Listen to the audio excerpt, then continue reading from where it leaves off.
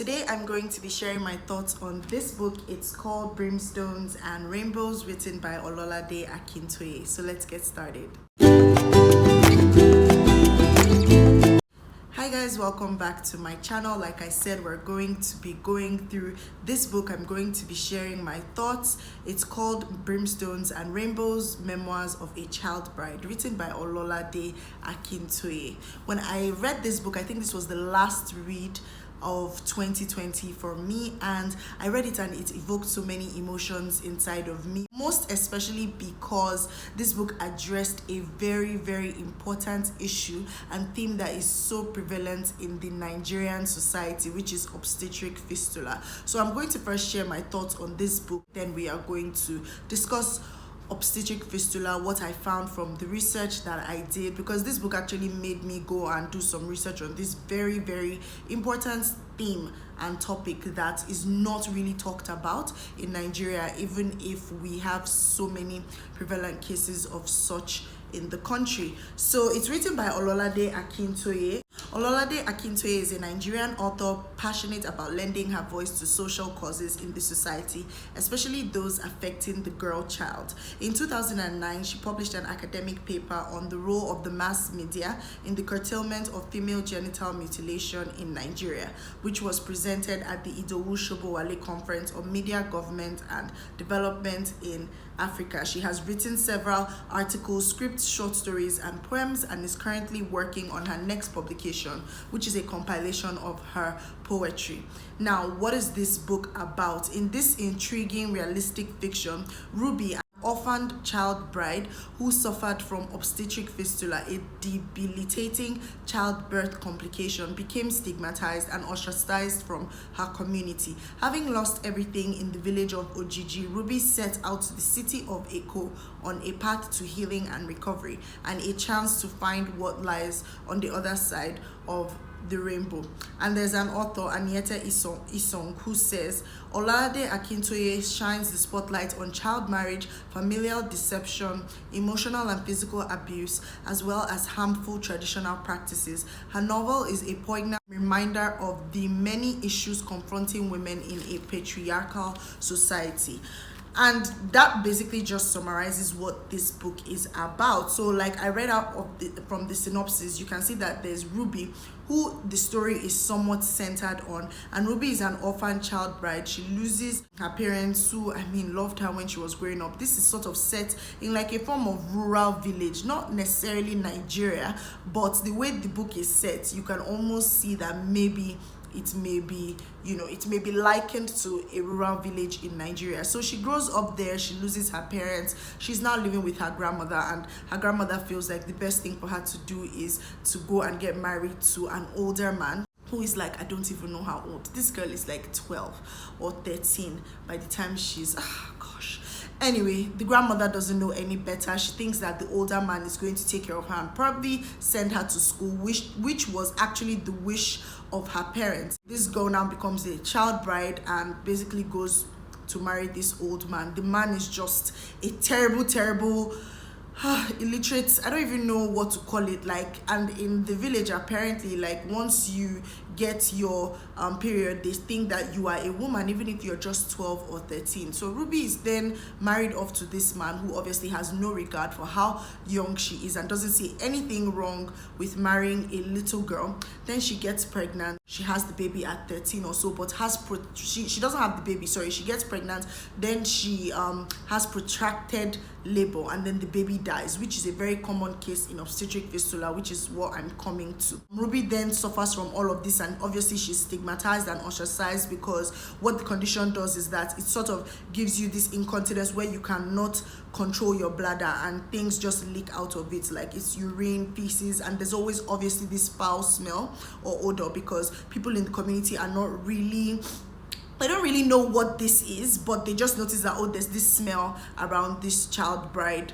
people, and then they stay away from them. Fast forward to later, she grows up. She's able to eventually find some sort of cure and all, and she grows up and she even gets married, and it's sort of like a happy ending in a nice way for her. But then the book also explores some of the psychological traumas that Ruby had to go through, even with her first marriage at just 13, and some of that ultimately went into her second marriage, where she was like 28 and she was way more mature and had met somebody that she really liked. Coincidentally, it was somebody from before, but she met somebody that she really liked. But the trauma from that first marriage followed her into the next marriage, and the book is actually nice. It's set that theme where you know that this is what the book is trying to talk about, and it opens one's eyes to basically like what the person goes through. So when you're reading about these things, you see so many statistics like, oh, 1 out of 10 women, oh, 800,000 women, but it's like, what does that one woman or that one little child, what do they go through when they are dealing with this condition, this physical effect, the psychological effect,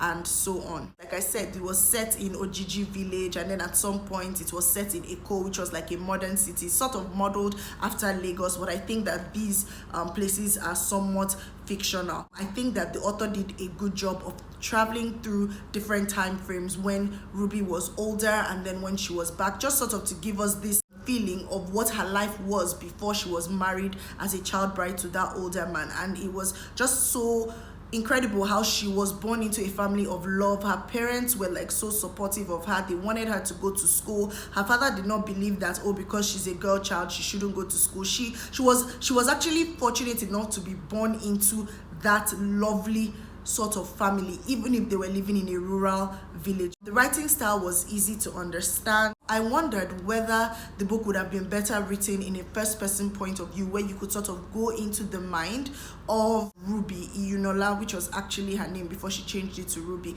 and you could see what she was going through. But then I thought, I'm like, yeah, that would require, her writing like she's 12, and it's not everybody that can really pull that off. So I don't really know whether I would want to see a book where a 12-year-old is writing from a first-person narrative, and this is being influenced by the writing style of the writer who is writing, and who obviously has a knowledge base of big vocabulary. So I don't know if I would have really loved to see it. I guess what you don't know can't hurt you. But I thought that it was okay. At some point, I did feel like the way Ruby thought was too advanced for a 12-year-old. Like some of the expressions of her thoughts, some of the expressions of her feelings, of her emotions, of things that she was going through when she was 12 or 13. It takes a lot for an author to be able to totally like write like a 12-year-old, like exclude yourself from the picture when you're trying to develop a character through the writing style. But all in all, I thought it was a good effort because it passed across the very important message, which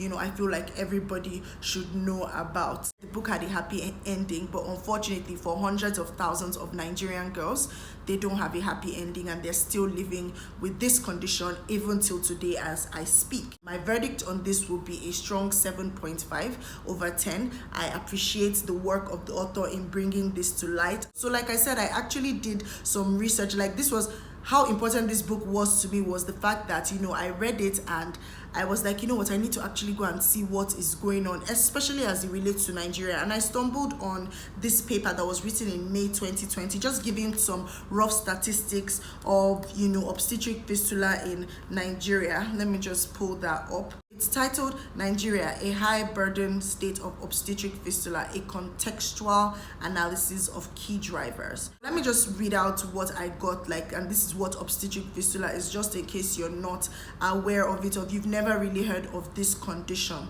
So obstetric fistula is an abnormal opening between a woman's vagina and bladder and or rectum through which urine, vaginal fistula and or feces, rectovaginal fistula, continuously leak. Several studies have identified different factors that contribute to the development of obstetric obstetric fistula, which includes child marriage, unskilled traditional birth methods, unavailability of emergency obstetric centers, and poor antenatal care facilities.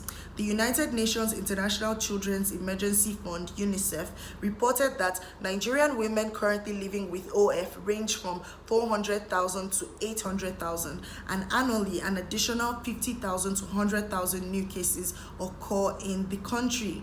In Africa, 42% of girls are married before the age of 18, and Nigeria has the highest child bride population in the world, with 23 million girls and women married as children, which invariably leads to sexual activity for a girl at an age when she is neither physically nor sexually mature. Even if this stat on Nigeria having the highest child bride population, I actually googled that and I saw some other countries pop up, so I don't really know how, I just got this from the excerpt of the paper, so I don't know how accurate that is. But of course, we know that in Nigeria there is a very, very high child bride population that currently goes on. So yeah, so this is basically what obstetric fistula is. And obviously, when you have young girls who are not mature enough to have babies, then conceiving and being forced to have babies, most of them end up giving birth to stillbirths, which we actually saw in the book, and that in itself is already traumatic. And because they have protracted labor, where the labor is drawn out because the child cannot fit through the path it's supposed to fit through because the children are so small, then of course the babies die. So it just really shines a very important light. I read this book and I wondered, and I was like, what on earth can we do about things like this? And I think that a first step would be to raise awareness on this particular type of topic.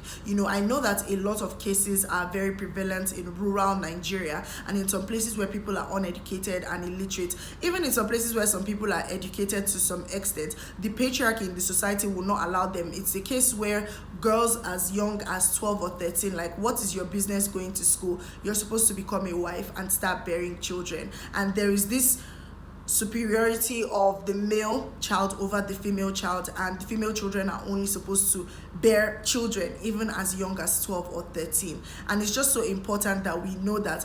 While these statistics are there, just imagine if, okay, fine, there are 800,000 women, just imagine one woman or one little child who is living with this condition, the stigma attached, the emotional trauma, the psychological trauma. And I feel like this is something that needs to be spoken about more in our society, where we can find a way to go into rural villages and sort of educate people about the effects of these things. It may not be easy, but I think that the first step is at least to even talk about it. So that's some of the things that I stumbled on when I did some research on this topic. If it's something that you've heard about, please let me know in the comments. Thank you so much for watching this review and this discussion, and I will see you in my next video. Bye.